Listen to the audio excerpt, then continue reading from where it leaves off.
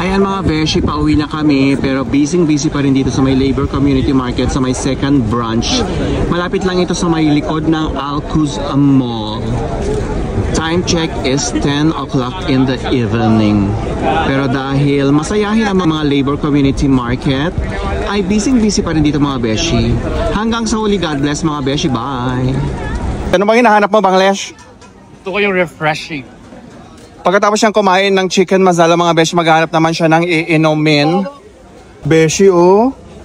Very fresh talaga mga beshi ang kanilang 3 dirhams na mango shake.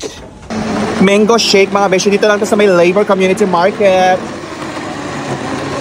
Fresh na fresh. Hindi naman kalaki ang nilalagay nila mga beshi, oh. Mahal pa naman ang mango dito pero 3 dirhams lang kanilang benta with milk. Saka nuts. Ito na kanilang beshi, ang kanilang serving. Ganito ko siya kalaki, yung 3 dirhams na. Meron pa siyang batabings na mga nuts, mga beshi. Ano bang, what is that, brother? This is almond. Almond? Ay, may pa-almond pa ang 3 dirhams mga beshi. Sino ka dyan? Siyang pa-raisin. Pahani pa siya mga beshi. Bongacious ang kanilang serving mga beshi. Mango shake, dito lang sa may Labor Community Market. 3 dirhams lang siya mga beshi. Napaka-refreshing. Ang tamis ng mangga. Sino ka dyan? Kabili ka ng 3 dirhams ng mango shake lang mga beshi, ha?